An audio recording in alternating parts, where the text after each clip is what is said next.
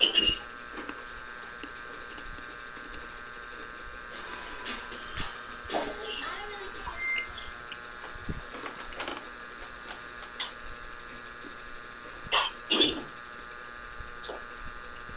so good evening po sa lahat, sa mga narito at sa mga hindi narito. Dalawa lang naman niya, narito kayo at hindi narito. So, yun po. So, purihin po ang Panginoon sa gabi ito, mga kapatid. At unang-una po ay nagpapasalamat tayo sa Diyos dahil sa kabila po na mga marami nangyayari sa ating kapaligiran ay hindi po na tatapos yung pag-iingat po sa atin ng Diyos. So, ngayong gabi, ay tayo po ay mag-aaral ng mga salita ng Diyos at inanyahan ko po ang bawat isa na tayo po ito ngayon at buksan po natin ang ating mga Biblia po dito po sa 2 Peter chapter 1 at sa mga naka-join sa Google Meet kung mayroon po kayong mga Biblia sa bahay ay po din yung buksan para makita din po nyo kung ano yung mga nakalagay po doon sa verse na yon, no? So sabi sa 2 Peter chapter 1 verse 5 to 8, no? Sabi po dito, and beside this, giving all diligence, add to your faith virtue, and to virtue knowledge, and to knowledge temperance, and to temperance patience, and to patience godliness, and to godliness brotherly kindness, and to brotherly kindness charity. For if these things be in you and abound, they make you have, you shall neither be barren nor unfruitful in the knowledge of our Lord Jesus Christ. So, purihin po ang Diyos sa pagkabasa ng kanyang mga pangrihang salita. Tayo po yung mga nalangin. Ama, mapagirahan sa lahat sa gabi nito, kami po ay nagpupulit at nagpapasalamat sa iyong kadakilaan at unang-unang minito kami ng paggabay. Nawa po ang Banal Espiritu ang magturo po unang-una sa lingkod nyo at nawa po din kayo po ang Banal Espiritu ang magbigay po ng kaunawaan sa bawat makikinig ngayong gabi nito. Salamat po Diyos at paunahan po ang bawat sa amin sa pangalan ni Jesus. Amen and amen. So, una-una makakapuna kayo kapatid, no? So, pagka kulang pa ang upuan, pwedeng magdagdag. No? Kung hindi pumasya, makiram na lang kapitbahay.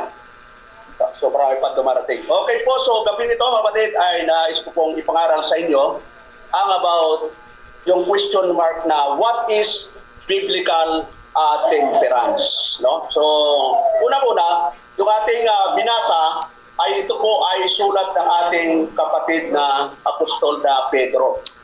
So, pag sinabing Pedro, kilala po natin si Apostol na Pedro. No? Siguro, may kilala kayong Pedro sa lugar nyo. Kilala nyo kung taga ron sa inyo. Pero yung biblical Pedro, kilala natin siya. Kasi si Pedro na nasa Biblia, 3 beses na idininay ang ating Panginoon. Pero siya pa rin ang pinili ng Panginoon. Siya rin po ang sinabihan na, ikaw Pedro, sa ibabaw ng batong ito, itatayo ko ang aking. Ano yung itatayo ng Panginoon? Iglesia. Yun, yung kanyang iglesia. So kahit hindi na tinignan ng Panginoon yung weakness ni Peter. Kasi kung ako ang mag-judge kay Peter, hindi siya karapat-dapat eh. Parang tulad natin, hindi man tayo karapat-dapat. Pero sa biyaya po ng Diyos, tayo ay kanyang pinili, tinubos, na born again. Puro biyaya po ng Panginoon. So dito po, unang-una, ay kung makita natin yung instruction dito po ng ating kapatid na Peter, instruction po ito para po sa mga mananampalataya. Pag sinabing instruction ay binibigyan niya ng guidelines o yung mga Kristiyano during the time. Sa pinaka pundasyon po dito, yung tinatawag na yung pananampalatayang ibinigay po ng Diyos. So kung walang ibinigay ang Diyos ng pananampalataya, wala ho tayong pinaka-pundasyon. So ang Diyos ang nagbigay ng pananampalataya, kaya tayo ngayon ay nakaka-exercise ng dapat gawin. Kaya makita natin doon sa pasimula pa lang ni Apostol na Pablo na sabi doon, and beside this, giving all diligence. So mamaya, himay-himayan po natin yung word na diligence. Yun, ano ba yung sa Tagalog yung diligence? Kasipagan. Oh. Sino mang masisipag sa inyo? Masipag magtrabaho. Masipag, ano pa mga kasipagan? Masipag maglaro ng basketball. Pag napapangita yung mga young people, ano mga kasipagan ang ginagawa. So, dito po, makita natin na itong sulat ng ating kapatid na Apostol na Pablo, ito ay binibigay niya para tayo po ay magkaroon ng mga maka-Diyos na kilos at galaw. So makikita po natin na sinulat din po ni Apostol Pablo dito po sa Ephesians 4:22 to 24. Ano po yung sabi po dito about putting off the old man and then putting on the new man. So mamaya, basahin na po natin mamaya. Pero kung titignan po natin yung mga verses na ito ay tumutukoy po sa tinatawag pong kalaguang spiritual. Mayroon na po tayong pananampalataya. Kaya sabi ni Apostol na Pablo, and beside this, giving all diligence. Doon. So punta na po tayo doon sa word na diligence. So sabi doon, diligence, define. Pag pinag-usapan po yung dictionary, importante pala yung definition ng word, mga kapatid. Natutunan ko lang po yun nung nagkaroon po ng mga impeachment trial, ng mga paghuli kay Duterte. Ako po, hindi tayo namumulitika dito, no? So, tinitin ko lang yung mga ginagawa. Illegal ba ito o illegal? Yun. So, importante pala yung definition ng isang salita. Nung elementary ako, marami akong mga natandaan pa na mga definition. Halimbawa, what is English grammar? Alam mo, natutunan kayo, first year high school. Yun. May alam ba kayo na meaning na English grammar, mga kapatid? Yung ako lang, natandaan ko yon. English grammar is a body of rules governing the use of any language. Yun, natandaan ko yon. O yung mga estudyante, pag sinabing what is science, o mga estudyante, yun, nahihiya pa. So, alam ko pa rin yun, hindi na nawawala. So, importante yung definition ng isang term para maintindihan natin. Parang yung nag-iimbestiga sa Kongreso na mga vlogger, sabi doon, what is fake news? Doon, napapanood ko kasi. Sabi ng isang vlogger, paano natin ma-identify ang fake news? Ay wala pa namang batas. So, yun ang mga argumento nila. So, para ma-define ang fake news, dapat mayroon ka ng batas na pinapairal para ma-definition. Para yung sinasabing yung red notice. O pag sinabing red notice, anong definition nun? So, sa kanila yon, sa ICC yon, sa Interpol. Yon. Ay, ibig sabihin, notice, kailangan talagang hulihin ka na. Yung isang definition, yung isa naman term, yung isang term na yun. So, papanood ko lang. So, importante yung definition. So, yung diligence, ano ibig sabihin? Define, pag pinag-usapan yung dictionary, yung diligence means steady. Yun, steady, pag sinabing steady, talagang nakapix ka. Pangalawa, earnest. Energetic effort. Yun, natandaan ko nung nag-networking kami, talagang kailangang energetic ka. Kasi pag wala kang energy, wala kang income. Lahat dapat may energetic ka, masigla. Yun ang ibig sabihin ng energetic pagdating sa tinatawag na dictionary. Pagdating naman sa King James Version Dictionary, defined as seriously seek for something with all one's heart. Strength. Yun. Kailangan malakas in might. So, pag pinag-usapan yung tinatawag na si Peter, nung sinabi niyang diligence, talagang magbibigay tayo ng effort. Yun, magiging masipag. Nakapix po tayo doon sa goal natin na to glorify God. Hindi natin gagawin yung mga bagay na yan for our glory. Gagawin natin yan para mag-glory yung nagbigay sa atin ng tinatawag na spiritual blessing. Ano ba yung spiritual blessing? Diba, natanda po nyo mga kapatid, last Sunday, tapos na po yung spiritual blessing. I-discuss po yan ni Apostol Pablo dito po sa Ephesians chapter 1 verse 3. Yun, tinan po natin. Pinaka-review lang po natin. Kahit palagi nating narinig yung isang topic, kapag paborito mo, hindi nakakasawa. Parang paborito ng Pinoy, adobo. Yun.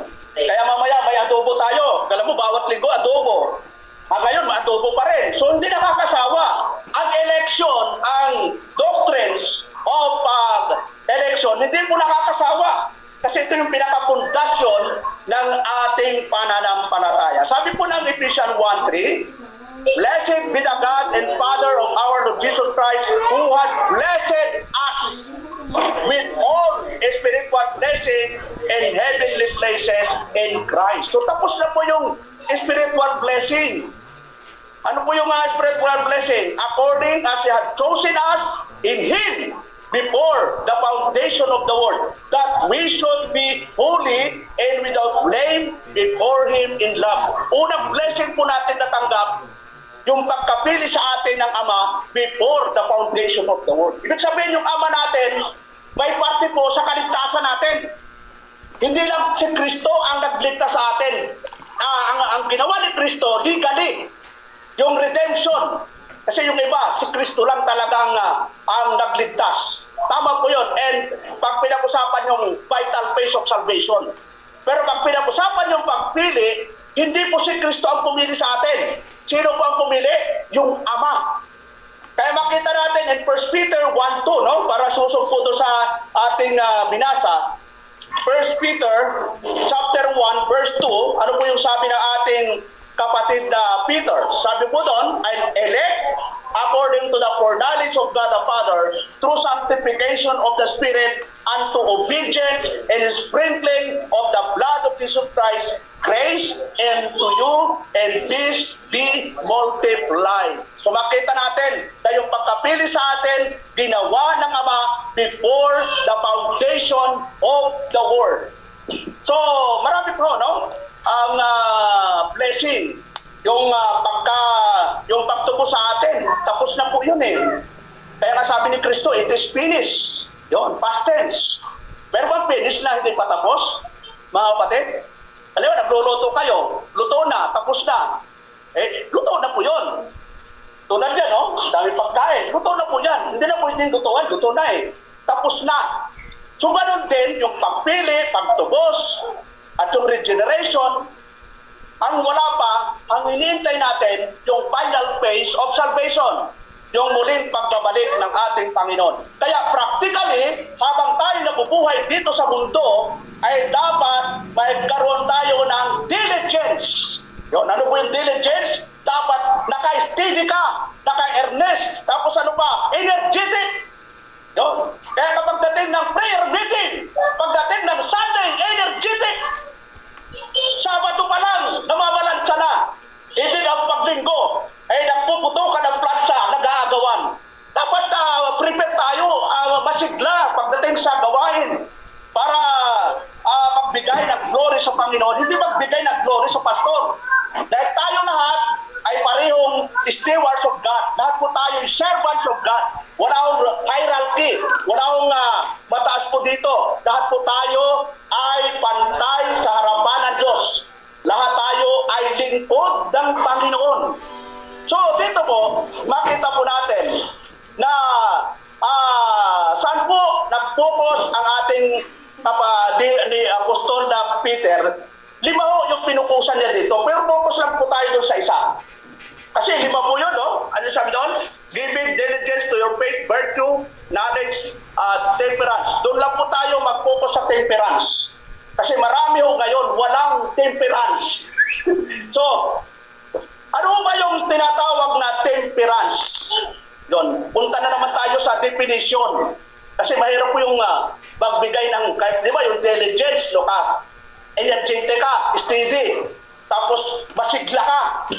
ginagawa mo isang bagay ng buong kalakasan, yun po yung diligence. Pagdating naman sa temperance, ano naman ang ibig sabihin nun? Yun. Kasi sabi ng isang abogado, dapat i-define muna natin ang isang salita para maintindihan natin. At tanong nga ba din, naintindihan ba yun, temperance?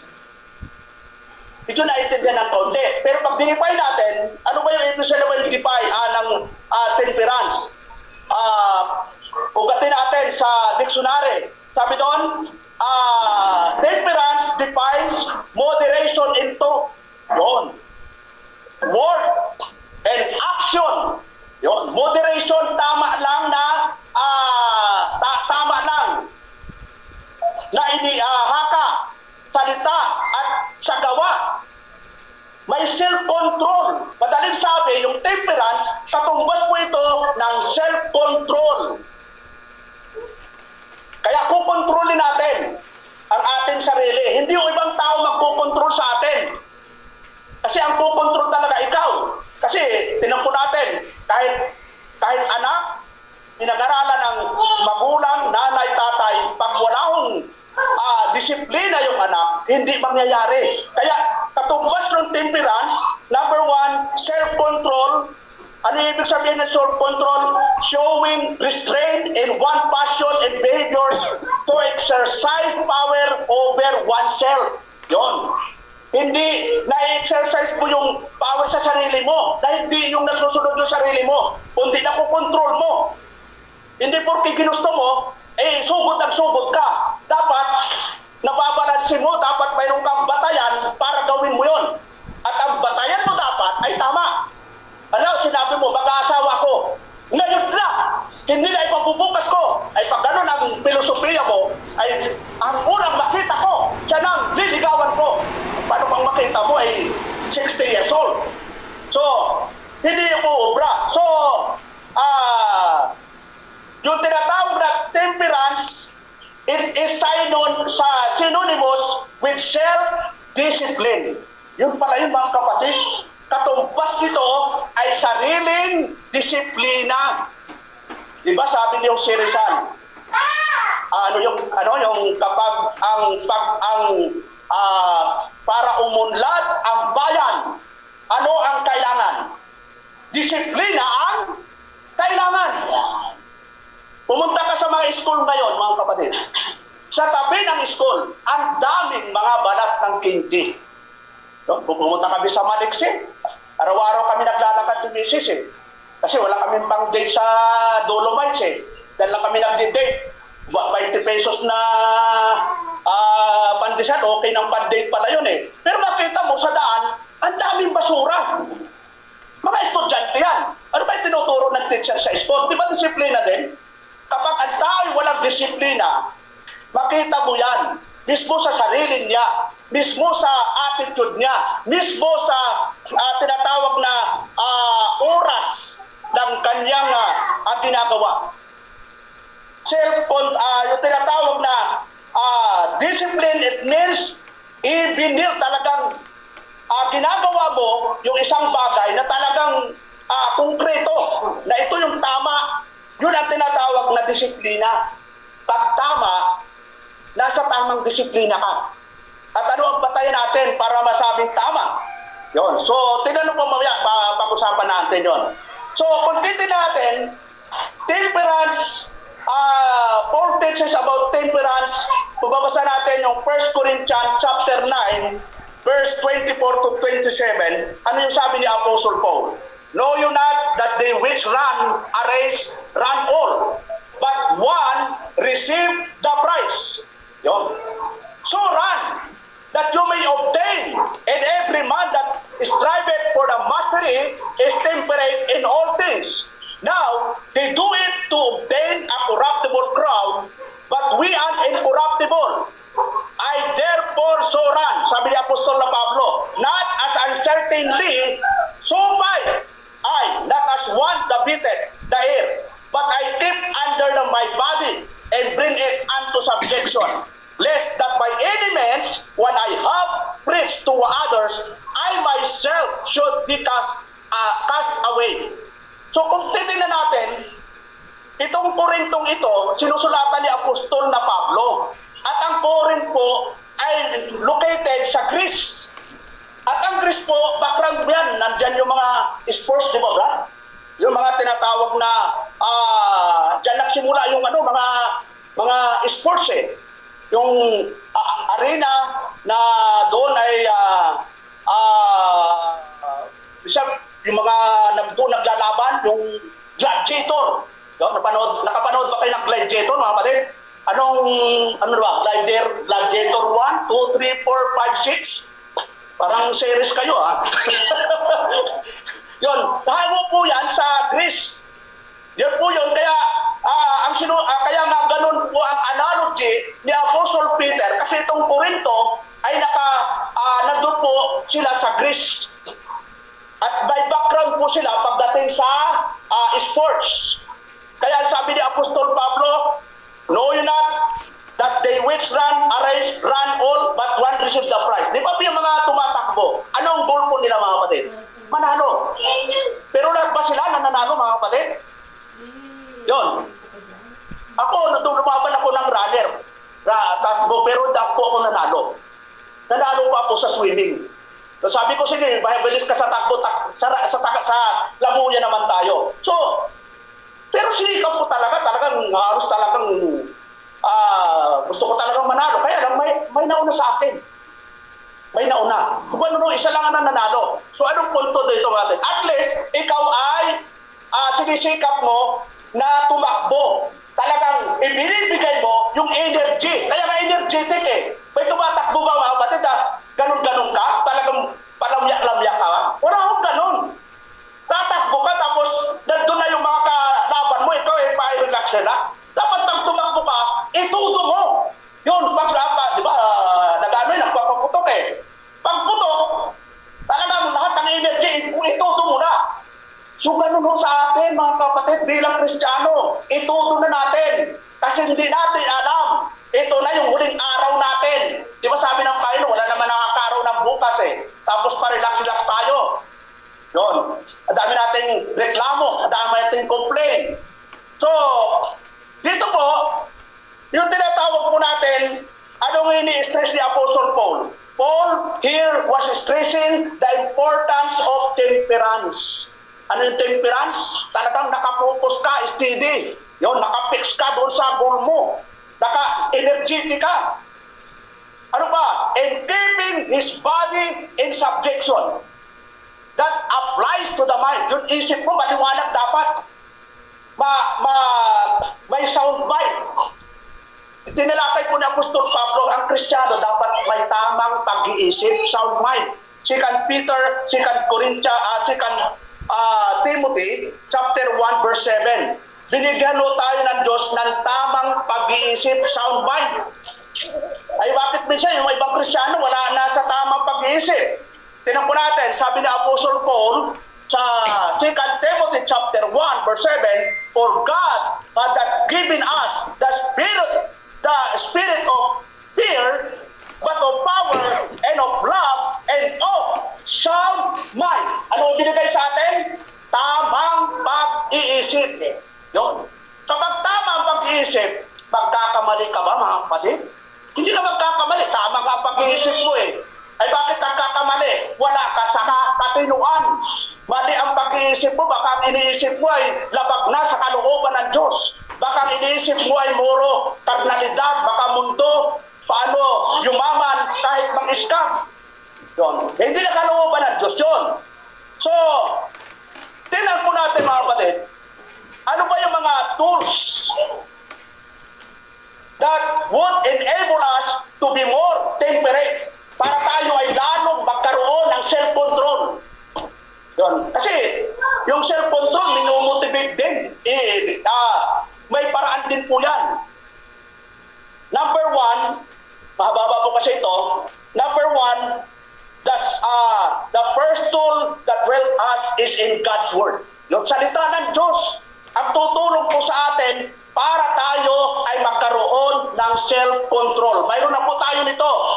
Pero makakatulong po ang salita po ng Diyos. Ano po yung sabi ng Psalms 119? verse 9 to 16. Doon. Sabi doon, wherewith shall a young man cleanse his way by taking heed there according to thy word. With my whole heart have I sought thee, O let me not wander from my commandments. Thy word, so tanda natin mga kapatid, thy word have I hid in my heart that I might not sin against thee. Blessed art thou, O Lord. Teach me thy statutes. With my lips have I declared all the judgment of thy mouth. I have rejoiced in the way of thy testimonies, as much in all riches. I will meditate in thy precept, and I have respect unto thy ways. I will delight myself in thy statutes. I will not forget thy word. No? Napakagandang verses ito mga kapatid, na kung i-meditate natin ito yung susundan natin guidelines. Kasi ito na yung binibigay ng psalmist na alam naman natin na ang background dito, si King David nagkaroon ng kasalanan. Kaya binibigay niya yung instruction na para tayo ay magkaroon ng temperance, madagdagan o makatulong sa atin. Ano yon? Ilalagay natin sa ating puso ang alin? Ang salita ng Diyos. Hindi lang sa utak, hindi lang sa bibig. Kasi minsan pag sa utak, nagiging mayabang lang. Alam mo, Brad? Alam ko na yung eleksyon Di ba yung eleksyon sa demonyo yan? Lumagpas na po siya sa prinsipyo ng Diyos Wala hong mababasa ka sa Biblia na itinuro na nagturo si Satanas ng eleksyon. Ang nagturo ng pagpili ang Diyos. From Old Testament to New Testament. Makita natin, siguro, yung may iba hindi natin alam, yung tinatawag na pagpili ng Diyos sa bayang Israel. Sino ang pumili? Ang Diyos, hindi naman si Satanas. Basahin nga po natin doon mga kapatid. Sa Deuteronomy chapter 7, verse 7. Kasi pinagbibintangan po tayo na yung election daw sa demonyo. Pero bang sa demonyong ang Diyos ang nagturo, mga kapatid? Ang sabi doon ng Panginoon, Deuteronomy, the Lord did not set His love upon you, nor choose you, because you were more in number than any people. You were the fewest of all people. Sinong pumili sa bayang Israel, mga kapatid? Ang Diyos ho. So, Old Testament pa lang, may pagpili na. Questionon ba natin mga kapatid yung pagpili ng Diyos? Hindi natin pwedeng questionon. Bakit to? God is sovereign. He is powerful. He is omnipotent God. There is no question na makita natin na bakit siya pumili. Ikaw ba pumipili, di ba? Pag pumunta ka ba sa palengke, Sister Pilis sino bang pumipili? Yung isda o ikaw? Di ba ikaw? Pag pumili ka ng prutas, pwede bang sabihin ng langka, ako lang bilhin mo, ako na. Ikaw rin ang pumipili. Ikaw nga may karapatang pumili. Lalo na yung Diyos natin na siyang may likha ng langit at lupa. At kung makikita natin ang Psalms 115 verse 3, makita natin yung sinabi ng psalmist na yung Diyos natin, anong sabi doon mga kapatid? Psalms 115 verse 3. Yan, buklat lang po tayo ng Biblia mga kapatid. Sabi po doon, dito sa verse 3, but our God, kanino raw Diyos? Our. Maliban lang kung hindi kayo kasama dito. But our God is in the heavens. He had done whatsoever He had blessed. Walang kondisyon. Ginagawa ng Diyos ang lahat ng mga ibigan niya without any kondisyon sa tao. May sinabi ba doon na gagawin ko yan? Pag hindi po Sabi doon, ginagawa ng Diyos ang lahat ng kanyang anuman ang kanyang maibigan. So, prerogative ng Diyos yun kung anong gusto niya. Ang gusto ng Diyos, ang bayang Israel lang ang piliin. May reklamo ba tayo? Pwede bang magreklamo ang mga German? Ano pang mga European country? Mga Netherlands? Ano pang mga gustong puntahan sa Europe? Switzerland? Canada? Yun. Ba't ayaw nyo sa Middle East, mga kapatid? Ba't ayaw nyo pumunta sa Iran? Ayaw nyo pumunta sa Iraq? Ayaw pumunta sa... Saan pa? Sa Egypt? Na doon ay mga bala ay nagliliparan. Gusto kasi ng Diyos na yun ang kanyang gusto. Ngayon, marami nagtatanong, ang pagpili ba sa mga propeta ay ginusto nila? Hindi rin, di ba? Ang Diyos din ang pumili sa kanila. Ang mga apostol, sabi nga ni Jeremiah chapter 1 verse 5. Yan tinaga po natin mga kapatid. Jeremiah chapter 1 verse 5. Si Jeremiah lang, dito no, isa lang propeta. Sabi ni Jeremiah chapter 1 verse 5, before I formed thee in the belly, I knew thee, and before thou camest forth out of the womb, I sanctified thee, and I ordained thee. No? Ordained thee. Tapos na ang pag-ordain kay Jeremiah. Kailan in-ordain? Nasa 10 pa lang ng nanay niya, mga kapatid. Yun, sabi doon, in-ordained thee a prophet unto the nation. Ayaw nga ni Jeremiah kasi sabi niya, bata pa siya. Pero sabi ng Lord, sino masabi bata ka pa? Yun. Ini-encourage siya ng Panginoon, kaya huwag niyo sabihin, naku, matanda na ako. 80 na anyos ako, pastor. Ayaw ko na mag-church. Yung iba naman, pastor, bata pa ako. Ano bang edad ang gusto niyo para maglingkod?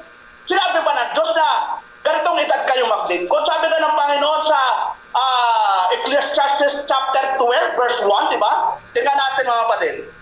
Walang sinabi doon. Ang magsisimulang maglingkod habang bata pa. Tingnan natin mga kapatid sa Ecclesiastes chapter 12. Ayun, mga nasa bahay, pwede kayo magbuklat. Chapter 12, sabi doon sa yan, dikit yung aking Bible. Mabuti kayo in electronics, ang bilis Ako, kayo kanina pa, ako kabubuklat pa lang, nagdidikit na yung Bible Sabi doon sa Ecclesiastes 12:1, remember now thy Creator and the days of the youth. Kailan magsisimula, mga kapatid? Sa iyong kabataan. Huwag mo nang hintayin tumanda ka para maglingkod sa Panginoon. Ngayong malakas pa tayo, nakakakita pa tayo, nakakalakad pa tayo, nakakarinig pa tayo, nagagawa pa natin mga bagay na dapat gawin, maglingkod na tayo ng may kalakasan at kagalakan. Energetic na Yun, walang reason, walang complaint, walang dahilan. Ang lahat ng nagdadahilan, di ba, sa Bible, di ba? Kasalanan po yan. Kapag ang isang bagay na tama, mayroon kang dahilan. Tama na ngayon, magdadahilan ka pa. So, balik po tayo doon sa Psalmist. Sabi doon sa, tuloy po natin, ano sabi doon? Yung binasa natin, napakayaman po yon yung sinabi ni David. Kung titingnan natin yung verses na ito, apply them in truth, it would be a great tool in helping us become more temperate. Yung mga magkaroon tayo ng self-control, self-discipline, kasi dinidisiplina nito yung sarili natin kapag palagi tayo nagbabasa ng salita ng Diyos. Kaya nga, di ba, sa lumang tipan pa lang, sabi ng Panginoon kay Joshua, huwag mong kaligtaan na basahin ang aklat na yaon. Yun, basahin na po natin Joshua. Kasi para for the sake sa ating kapatid, meron tayo nandyan si Brother Willie. Sabi doon sa Joshua chapter 1 verse 8, this book of the law shall not depart out of thy mouth, but thou shalt meditate therein day and night, that thou mayest observe to do according to all that is written therein, for then thou shalt make thy way prosperous, and then thou shalt have good success. Ganon ka-importante ang salita ng Diyos, mga kapatid. From the Old Testament hanggang sa New Testament, ina-advise po tayo na palagi hong magbabasa ng salita ng Diyos. Kayo ba nakapagbasa na po ng araw na ito, mga kapatid? Di ko alam. Kayo ang nakakaalam. At huwag niyong pagsisinungaling sa Diyos. Diyos ang nakakaalam. Kahit tumaas ka man, pero yung taas mo'y kunwari lang. Alam mo ng Diyos yun. Kaya sabi doon, huwag kang gagawa para lang sa tao. Bida, Colossians 3:23. Kasi minsan, gusto lang natin gumawa para mapuri ng tao. Hindi po. Ang sabi po ni Apostle Paul, Colossians 3:23, ano po yung sabi niya? And whatsoever you do it heartily as to the Lord and not unto men. So lahat ng gagawin mo, gawin mo ito ng buong puso lang, buong puso nga mga kapatid, di lang puso, buong puso, ano pa, para sa Panginoon, as to the Lord, and not unto men. Yun, huwag mo sa, nako, gagawin ko yan kasi para maging malakas ako kay pastor, para gawin akong diakono, number 1, diakono, number 2, kahit ako yung diakono number 3, at least diakono, ang labas natin, baka maging deacon, maraming churches, maraming diakono. Yung pastor pinalayas kasi may council. Naku, pag-usapan natin mga kapatid, kasi 10 tayong council, deacon, si pastor isa lang. Ito ang kailangan natin, magwilga tayo kay pastor. Paalisin natin sa iglesia. Aba, hindi nyo pwedeng gawin dito. Kung ayaw nyo dito, kayo ang umalis. Dahil wala ko ditong council, wala ko ditong board of demons. Pag sinabing deacon, katuwang ng pastor, hindi kalaban ng pastor. Diba? Mayroong nangyari dito. Nakala ko ay katuwang. Yun pala'y underground. Abay, sinisiraan na po ako. Abay, nalaman ko, sabi ko, Brad, hindi ko tayo pwede magsama. Magsarili ka. Ang dami nang nagtangka dito, mga kapatid. Muntik na nga eh. sabi nung siguro maliit lang ito, pero matapang ha.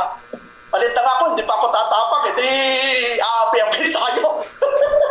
Yung tapang natin, sa totoo lang, hindi ho yung tapang mo ay para sa kamalian. Yung tapang natin, paninindigan sa katotohanan.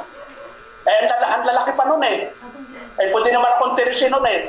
Pero dahil yung tapang natin ay sa spiritual, sabi ko sa kanya, maaaring ikaw ay tapos sa Bible School, Brad. Paranting mo sa akin ay wala. Ay siguro hindi tayo pwede magsama kasi sa simula, ako na ang nagsimula dito, tapos ikaw magte-take over. Abay, magsimula ka ng sarili mo. Yun, sa talagang pati pamilya niya, sinama, wala na akong problema doon. So, ganun ho talagang ministry. Akala natin ay kasama natin. Ay marami ho, di ba? Sabi ni Apostol Pablo, ako'y iniwanan ni Demas. Yon. Kaya sa church maraming Demas. Di masyadong nagbabasa. Di masyadong nananalangin. Di masyadong nagbibigay. Matatawa kayo. So, sa Bible na, isa lang Demas na binanggit ni Paul. Pero sa simbahan, ang dami ng Demas. Di masyadong nagdadalo. Yun. So, ang dami na. O ba't kayo mga kapatid? Isa ba kayo sa Demas, mga kapatid?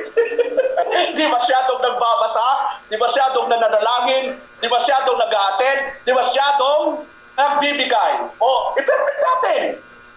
Hindi na tayo Demas. So, isa lang naman ang Demas, pero nadadamay lang po tayo. Kasi yung ugali talaga, nakakahawa po talaga yan. So, ito yung maganda po doon. So, number 2, yung number 1, yung tool para tayo ay magkaroon, para magkaroon tayo ng disiplina. A second tool that is vital to aid is being more temperate, is learning what Paul said about bringing his body in subjection. Yun, tingnan po natin in Romans chapter 8, verse 13. Ano po yung sabi doon? For if you live after the flesh, yun, you shall die. Ano daw sabi ng Apostol Pablo? For if you live after the flesh, you shall die. But if you through the Spirit to mortify the deeds of the body, you shall live. Yun, pag-usapan na naman natin, definition, right? Mahilig na ako sa definition, hawa tuloy ako sa mga abogado eh. Binanggit ni Apostol Pablo yung word na mortify. Ano ibig sabihin? Ano sa Tagalog yung mortify? Patayin. Patayin. So, yung mortify, the word mortifies means to deaden or subdue. Yun. Ibig sabihin talagang itigil o stop. At isang verse pa rin na binanggit yung mortify, hindi lang dito sa Romans 8:13. Colossians 3:5. Tingnan po natin. ginamit din ni Apostol Pablo yung word na mortify. Tingnan natin yung Colossians chapter 3, verse 5. Sabi ni Apostol na Pablo, mortify therefore your members which are upon the earth. Yon. Sa Tagalog, patayin nga ninyo ang inyong mga sangkap ng katawang na nasa ibabaw ng lupa. Ano yung mga papatayin? Pakikiapit, karumihan, masamang pita, masasamang nasa at kasakiman na ipagsamba sa mga Diyos-Diyosan. Yun nga, papatayin sa patayin, wala nang kabuhay-buhay. Pag pinatay mo ang aso, Brother Jeremy, may buhay pa ba yun? Pag pinatay mo ang manok, Nanay Felicidad, wala na. Patay na. Ibig sabihin, wala nang kabuhay-buhay yun. Wala nang function. Yan ang gusto po ng Diyos sa mga tinatawag pong lust of the flesh. Yung tinatawag po natin old nature. So, ano po yung sabi doon? Tingnan po natin. Sabi doon, how many times have we said, na sabi doon, we need to understand that we are simply making excuse for nothing temporary. Marami excuses. Pastor, kaya ako nagawa yun dahil hindi ko na-control ang sarili ko. Hindi ko na-disiplina ang sarili ko. Tandaan po natin as a born again, as a Christian, mayroon na po tayong fruit of the Holy Spirit. Lahat po ng born again, mayroon na pong fruit of the Holy Spirit. Ano po sabi ni Paul sa Galatians 5:22 to 24? But the fruit of the Spirit is love, joy, peace, long-suffering, gentleness, goodness, faith, meekness, temperance. Against there is no law. Yun. Sabi nun, and they that are Christ have crucified the flesh with the affection, lust, and lust. So, napakahirap po yung sitwasyon dito na sinasabi ng Apostol Pablo kasi nga, pag Kristiyano, dalawa po yan, no? Na tayo ay nasa physical, tapos nasa spiritual. Kaya kung titignan natin, talagang may labanan mismo sa sarili natin. Di ba sabi nga natin, the world around us, ano sino pa yun? Satan against us. Yung pangatlo, the self within us. Yun. Yung mga taong nakapaligid sa atin na hindi ka pananampalataya, pwede mong iwasan yun. Kaya nga diba, do not unequally yoke together to unbelievers. Pwede iwasan. Si Satan, pwede mong itaboy. Sabi ni James, submit them to God. Resist the devil, and he will flee from you. Ngayon, pagdating sa sarili mo, paano mo itatabo yung sarili mo? Alis ka, alis. Ikaw pa rin yun eh. So, ang gagawin natin, mortify. Sabi ni Apostol Pablo. Ano the word body means? Yun, to deaden or subdue talagang ano mo talaga ito? Walang function na. Kung dati kang ABS-CBN, alak, babae, sugal, sigarilyo, ngayon, ganun ka pa rin bilang Kristiyano? Nagpapakalasing?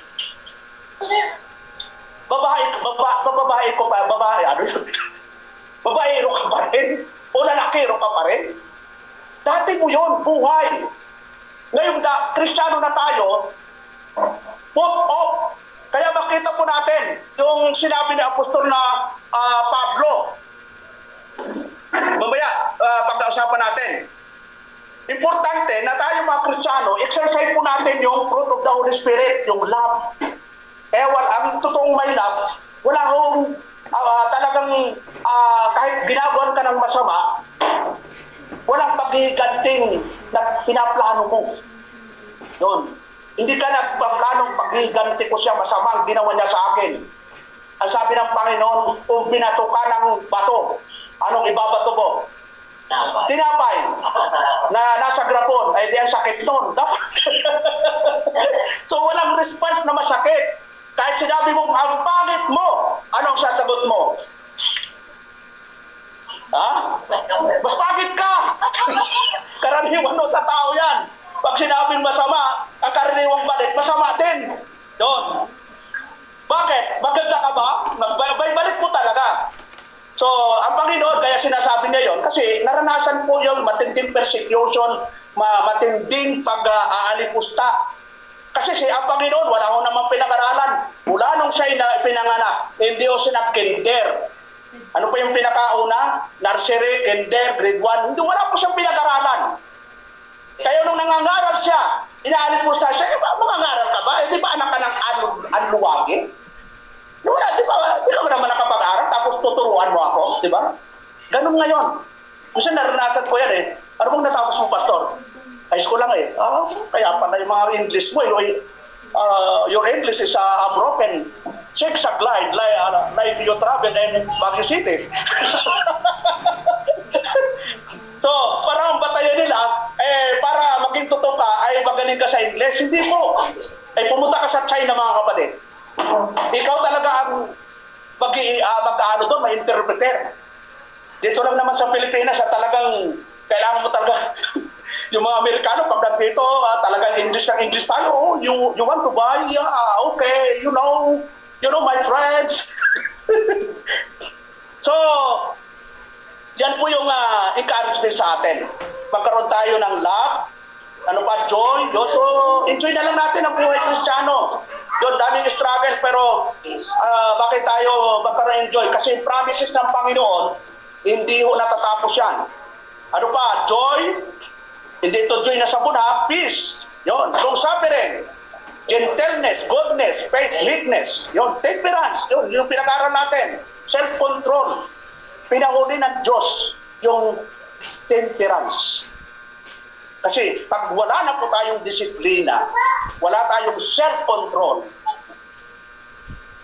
yun nagkakaproblema talaga. Ay kahit si Rizal, di ba? Hindi, yun talaga ang sabi niya eh. Ang ikakaunlad ng bansa kapag ang mga Pilipino ay mayroong disiplina. Disiplina sa paghawak ng pera ng bayan.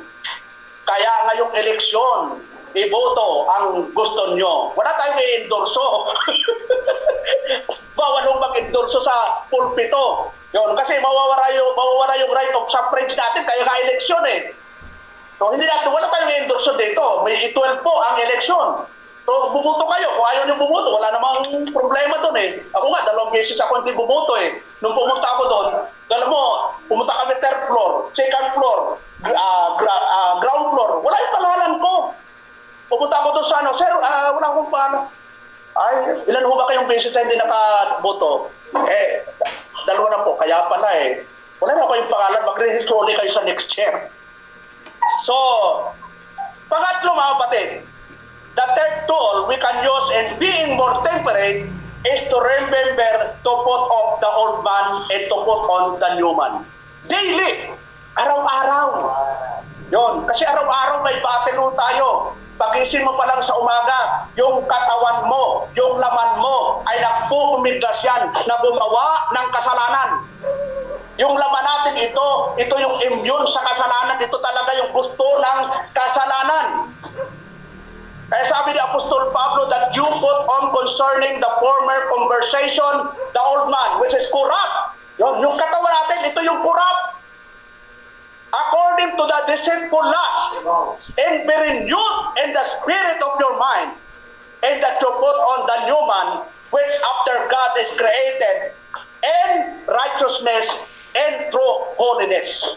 Paul is instructing the church. So, ang kausap niya dito, mga mananampalataya sa Episo, stressing the importance of doing 2 things. Yun, dalawa yung gagawin. Hindi lang isa. Put off the old man. Pastor, nawala na eh. Wala na akong bisyo. Hindi na ako nanlalalaki. Hindi na ako ng bababae. Hindi na ako, wala na akong kabisyo-bisyo, pastor. Pero may kasunod ho, mga kapatid. Put on the new man. Exercise mo naman yung pagiging new man. Yung pagiging tao.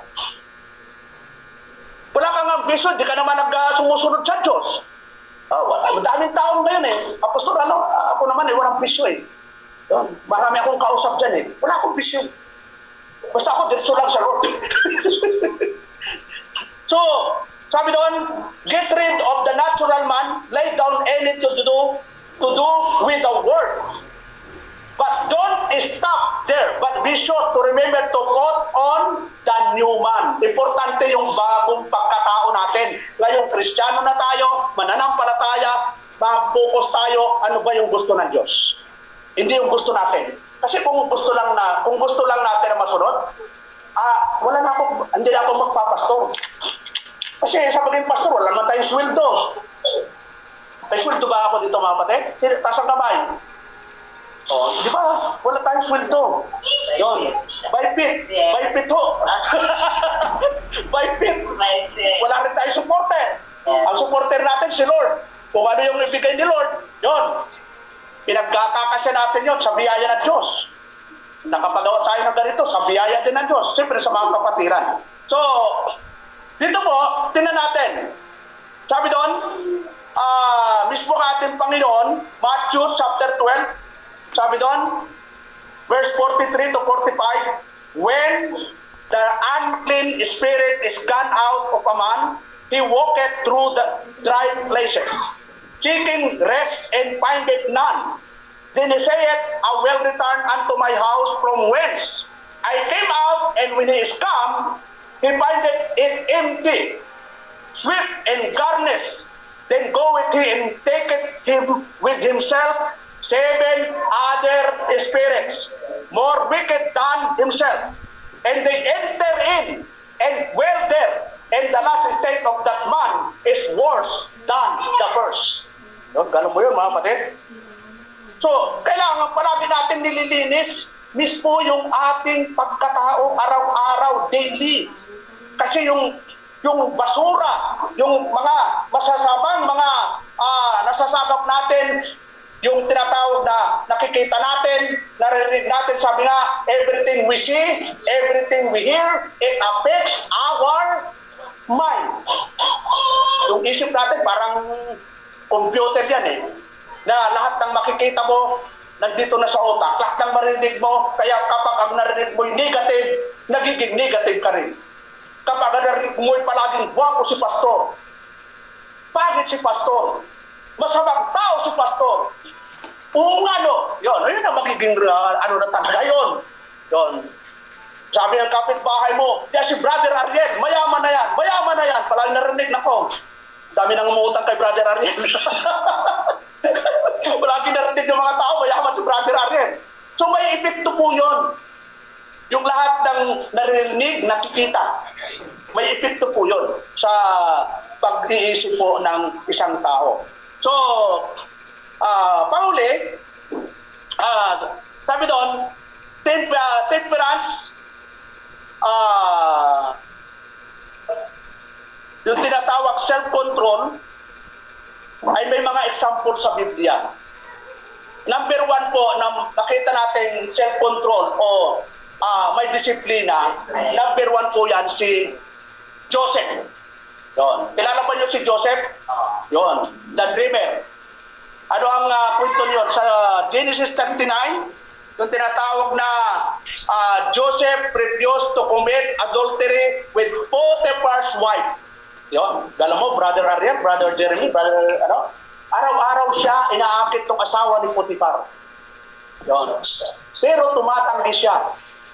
Ang sabi ng kasabihan, pagpalay na ang lumalapit sa manok. Ano gagawin ng manok, Brad? Karaniwan, pag ang palay lumapit na sa manok, natatawa si Nanay, anong gagawin na Piles ng manok? Tutukain! Pero si Joseph, mga kapatid, sabi doon, Joseph refused to commit adultery. Bakit to? May self-control siya. Mataas po yung kanyang self-discipline. Kilala po niya ang Diyos na makapangyarihan sa lahat. Na alam niya na pag ginawa niya ito, mayroong consequence sa kanya.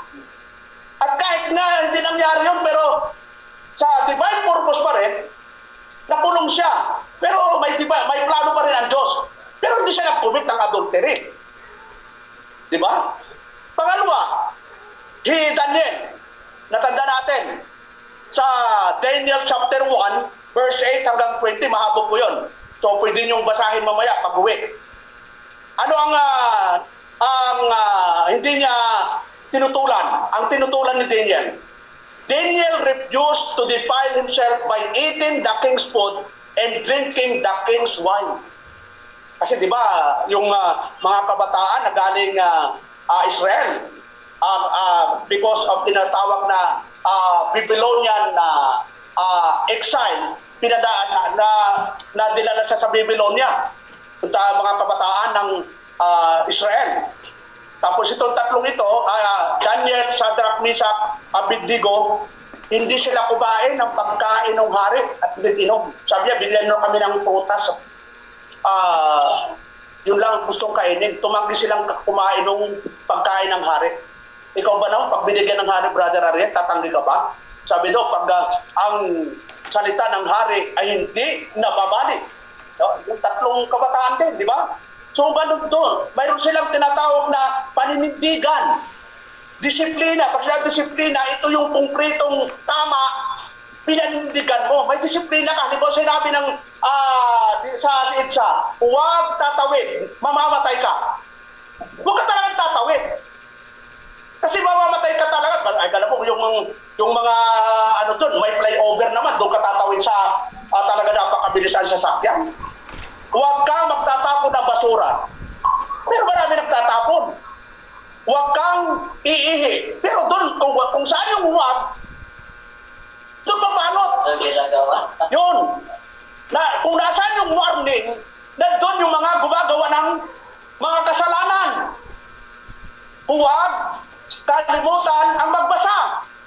Pero maraming hindi nagbabasa. Huwag kalimutan ang pagdalo. Pero maraming hindi dumadalo. Huwag kalimutan ang manalangin. Pero maraming hindi nanalangin. Huwag kalitaang magbigay. Ay, yan ang talagang paborito ko, huwag magbigay. So, ang dami ho mga kapatid na minsan, akala natin simple, pero nalalabag na po natin pala yung kalooban ng Diyos. So, isa pa rin po, sa Hebrew chapter 11 verse 24 hanggang 26, by faith, Moses, when he was come to yours, refused to be called the son of Pharaoh's daughter, choosing rather to suffer affliction with the people of God than to enjoy the pleasure of sin for a season. Si Moses, makita natin na, di ba, nasa ano na nga siya eh.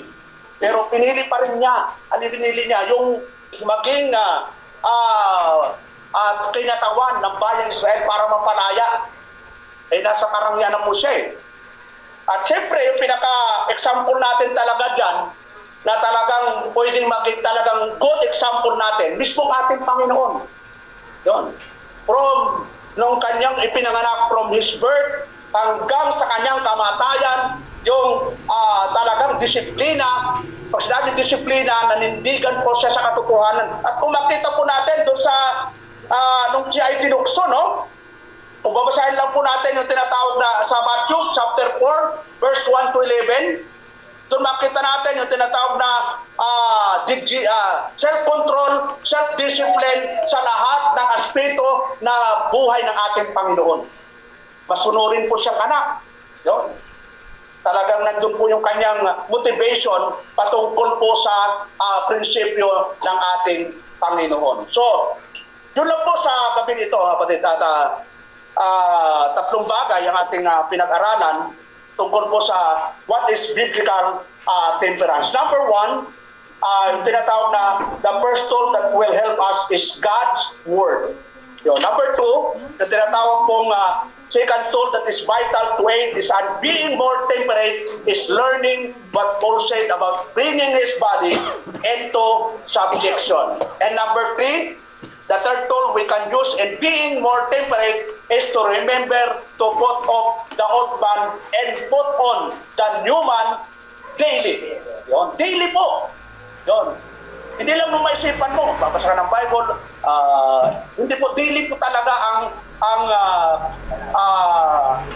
ano natin, ano sa Panginoon.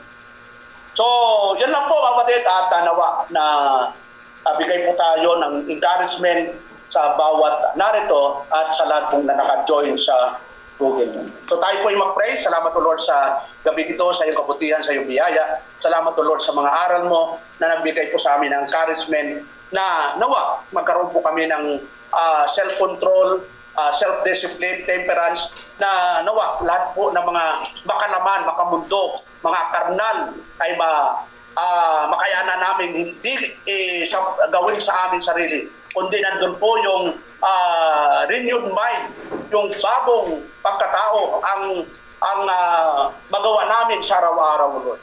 Tulungan mo kami, O Lord, at nawa sa gabi ito, mula po sa narito sa face-to-face, kayo po ang magpala sa amin. Sa pangalan ni Jesus, Amen and Amen. So, ang pawit mo na siya.